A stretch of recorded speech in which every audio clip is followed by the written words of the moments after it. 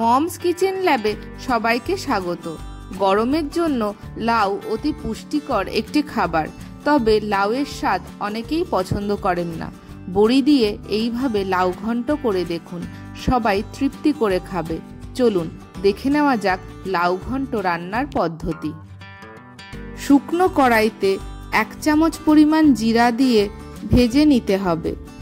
এই সময় গ্যাসের ফ্লেম একদম লো রাখবেন। ভাজা হয়ে গেলে ঠান্ডা হওয়ার জন্য কিছুক্ষণ রেখে দিতে হবে। ওই সময়ে কুচি কুচি করে কাটা লাউ শুকনো কড়াইতে দিয়ে দিতে হবে। এরপর পরিমাণ মতন লবণ দিয়ে ভালো করে নাড়াচাড়া করলেই দেখবেন লাউ থেকে জল বেরোচ্ছে। বাইরে থেকে আলাদা করে জল দেওয়ার কোনো প্রয়োজন নেই। এরপর ঢাকনা চাপা দিয়ে মিনিট 5-7 রেখে দিতে হবে। এতক্ষণে জিরে ঠান্ডা হয়ে গেছে, গুঁড়ো করে নিতে হবে।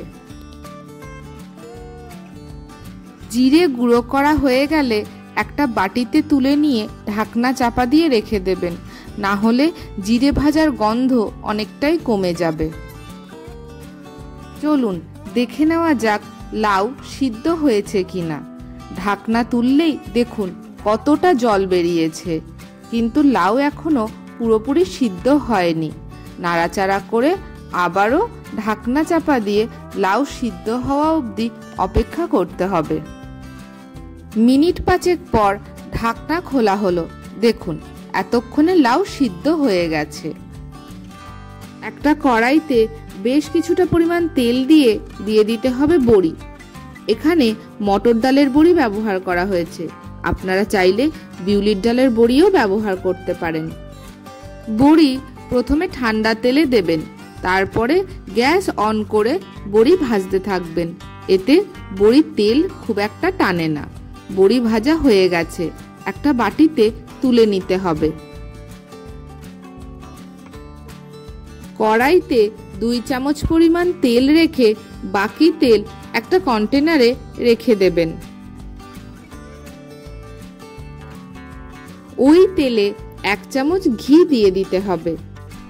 ঘি গলে গিয়ে তেল আর ঘিয়ের মিশ্রণ গরম হয়ে গেলে দিয়ে দিতে হবে 2টো তেজপাতা, 1/2 চামচ জিরে আর 2টো চেরা কাঁচা লঙ্কা।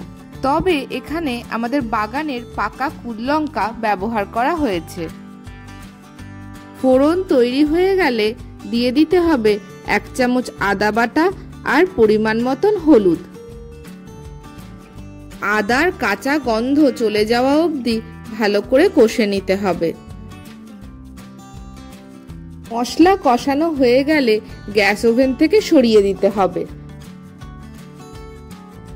ওই কষানো মশলা ভাপানো লাউতে দিয়ে দিতে হবে।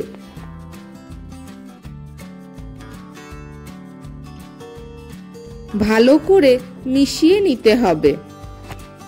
মশলা মেশানো হয়ে গেলে ভেজে রাখা বড়ির খানিকটা হাতের সাহায্যে গুঁড়ো করে তরকারির ওপর ছড়িয়ে দিতে হবে, আর কিছু বড়ি গোটা গোটাই তরকারির ওপর ছড়িয়ে দিতে হবে। লাউয়ের তরকারিতে মটর ডালের বড়ি দিলে স্বাদ খুব ভালো হয়।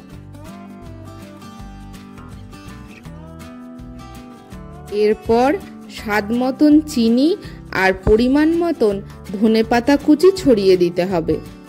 ভালো করে মিশিয়ে নিলেই তরকারি প্রায় তৈরি। তরকারি প্রায় হয়ে এসেছে।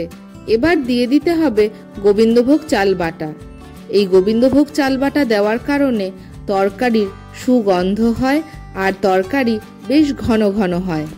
সব শেষে 1 চামচ জিরে ভাজা গুঁড়ো ছড়িয়ে ভালো করে মিশিয়ে নিতে হবে। এই সময় কোনো রকম ঘি দেবেন না, তাহলে ঘিয়ের কাঁচা গন্ধ আসে। তবে সব তরকারিতে নয়, কিছু কিছু তরকারিতে শেষে ঘি দিতে হয়।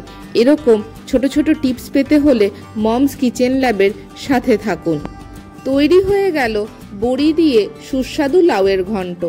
ঢাকনা চাপা দিয়ে মিনিট 15 রেখে দিতে হবে।